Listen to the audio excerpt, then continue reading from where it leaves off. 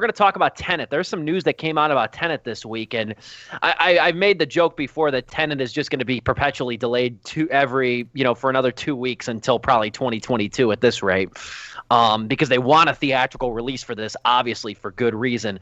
But a couple things came out this week. The runtime was revealed, and the budget or the gross estimate needed for the break-even point was also revealed. Let me just attack this for a second. Let me just dive into this. I don't know if you guys saw my late-night tweet last night. This pissed me off. This is the fake news that pisses me off. You ready for this? I saw all these headlines that were saying how Tenet is going to be one of Christopher Nolan's shortest movies. Okay, that was a lot of the headlines. BS. It's his fourth longest movie, and they're calling it his shortest. Dunkirk was shorter. I'm going to give you a quick list right here.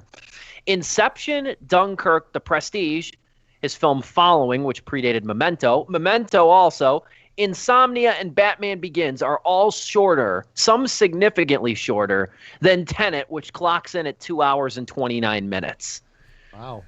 But they're calling it the shortest. I've seen multiple headlines that say it's one of Nolan's shortest. Bullshit it is. And it's like, what, shortest, by 2 minutes compared to his other films? Like The Dark Knight and Dark Knight Rises? And Interstellar. Interstellar's his longest. Yeah, that's the longest one. But I'm like, and then people were trying to backpedal. They're like, well, it's his shortest in recent years. Dunkirk was 3 years ago, and it was an hour and 46 minutes. Yeah, so I don't know where they... Go ahead. I think that sounds like one person, like the first story to break this, just didn't do their homework, and then the rest of the publications did an even worse thing and just like, hey, yeah, let's just copy this or whatever. God, that made me livid last night. But yes, Tenet clocks in at 2 hours and 29 minutes. Its budget really hasn't been revealed. It really hasn't been explicitly stated, but it's somewhere in the ballpark range of $200 to $225 million. So it's not a cheap movie by any means. And it's currently set. Who knows? By the time we upload this, or by the time I upload this on YouTube, it'll probably change. But it's currently set for an August 12th release date for now. It was supposed to come out in the middle of July, got bumped to the end of July. Now it's coming out allegedly August 12th. We shall see. But it reportedly needs to gross $800 million in order to hit the break-even point. And if this were a conventional year, that's a tough ask. That's a tough ask for a $225 million movie with no real huge stars. I mean, is that safe to say? No real, huge actors, nobody that gets butts in seats ordinarily. There's few of those actors even to this day. But $800 million, that's a lot. As much as I love John David Washington and Robert Pattinson after his most recent films with Good Time and The Lighthouse, they're not really names that get you going oh, well, I gotta go see this. The Nolan name might, but again, 800 million's a lot, especially if you don't have that Marvel logo or that Disney castle in front of your movie. I completely forgot that those two were even in the movie. So yeah, to me, this is nothing but a Nolan film in terms of how it's perceived in the mainstream. And yeah, wow, 800 million. What are they? He's the selling. What is the breakdown of that? Is that all marketing? Well, okay. How it works, how I understand it, is that $225 million, they probably spent another $300 on advertising. I'm just ballparking figures. That sounds right. But the other problem, though, is, too, when it comes down to the adding figures, is that every time the longer a movie sits in limbo, especially in this case, where you do not know when this thing is coming out, the more interest it accrues because of the fact that the studio had to borrow to get the movie made in the first place. So that's another thing that's tying it up. So the break-even point probably would have been maybe $600 million or so had it come out when it was supposed to in a regular year. But the fact that it's sitting and there's no real clear-cut window of when the hell this thing's coming out, that's what's tying up a lot of this too. And you're asking a lot out of Tenet. You're asking a lot out of this movie. You already were, if that was a break-even point to begin with, or even in the vicinity, because it's being marketed now. I don't know what the hell happened to Unhinged, the Russell Crowe movie that was supposed to come out. I totally lost track of that one. I don't know what the hell happened to that one. But the Tenet was never meant to be the savior for movie theaters to begin with. Releasing it now is asking for it to bomb because you got to figure California's scaled back in terms of the worsening COVID-19 outbreak in that state. And then you have New York, which is like the epicenter now, one of the epicenters for the coronavirus in the United States. So you take out New York and LA, those are huge movie markets. Yeah. Chicago still isn't even fully opened. Yeah. And we did pretty well considering. Oh, we did better than both. We did better than both states, truth be told. So the longer it's delayed, the more interest it's going to accrue, which is probably going to drive up the break-even point. And you look at this now, and it's like, I don't even know in a regular year if this thing would have made that much money. Dunkirk didn't even make that much money. It only made $535 million worldwide. So, like, his highest grossing film, of course, is The Dark Knight and then Dark Knight Rises. His original stuff, the highest one is Inception with $953 million. But you have to think who was in that movie. Leonardo DiCaprio. Like, that's an A-list actor that's grabbing people's attention. This one, you don't really have the star power. It's kind of like you're in Dunkirk's scenario again. Yeah, and Dunkirk was a war movie, at least. I mean, this is a mind-bending sci-fi movie that's 2.5 hours long to boot. It's R-rated. It's R-rated, isn't it? I'm pretty sure it is, at least. PG-13. And is it? Yeah. Okay, that's even better. Does Nolan do R? Better. I don't think he's ever done an R movie. No. That's a good. He doesn't need to. Well, Memento had to be R, I would think. Let me see. Memento. I've never seen Memento. Memento had to be R-rated. I'd eat my hat if it wasn't. I said Memento. It's Memento. Memento, yeah. It is. Okay, Memento is R. That's his only R-rated film that I know of as of right now. Because there's murder and violence in that. I was going to say I'd be shocked. Jesus, all right. So he's done R-rated movies. But he's been trending away. Tough-ass. Yeah, he's been kind of going away to like PG-13, I suppose, ever since like Inception and Dark Knight and everything like that. Yeah. But it's gonna be interesting. They do have options, though. Warner has options, even though they're in a very unenviable situation. They could delay it till 2021. They could do that. It's the best thing to do if you want to make that much money. I think it is.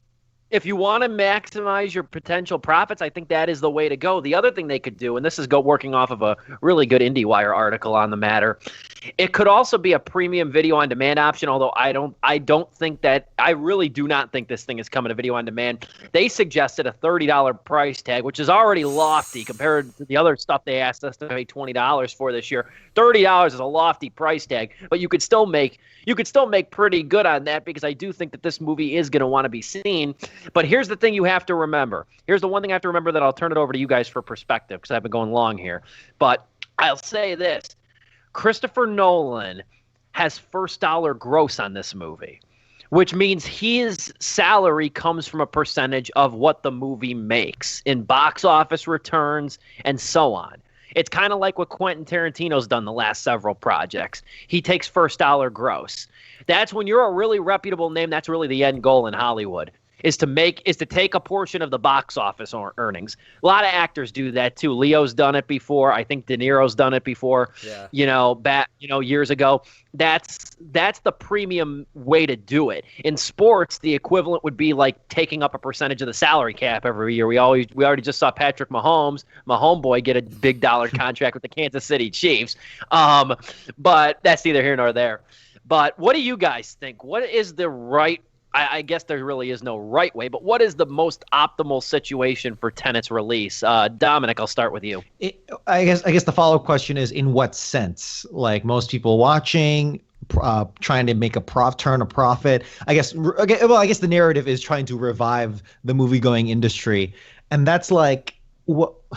That's like a non-starter. You're at the whims of a global crisis, a once-in-a-generation global crisis, which our generation has endured multiple of those. But what? I don't know. You're just forcing. Yeah, I know, right? You're just forcing the issue in so many ways, which is like the theme of this of our culture these days. I guess I'll ask, like, who's making these decisions? Like, it's got to be like old money, because they're thinking $30. I know he is a celebrated and Academy Award. Well, yeah, Academy Award, right? Academy Award winning director, who's garnered a lot of praise and awards, but still, I don't know. He's been nominated 5 times. He's never won though. Yeah. Oh, His yeah. films have won. His films have won. I'll frame it like that. But I guess $30. That's high. That is high for one movie. For one movie, I guess but it's not even like a family movie, right? No. Yeah, that's a movie traditional. That's a movie nerds like us are watching alone. Yeah, exactly.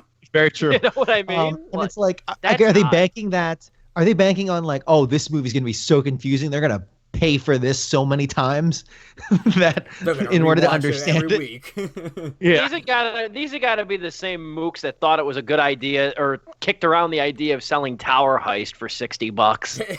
Yeah. A video game. We always bring that up. It always comes back to that. Joe, your thoughts? What would you think is an optimal situation for this? Man, look, like, you can't do it this year. All right, like, I don't even think any movie is gonna be coming out this year. I always tell people that, and they're like, no, like it should be fine near the end of the year. I'm like, it ain't happening. Like, we're not gonna see a movie in a theater probably till next year. Now here's the thing.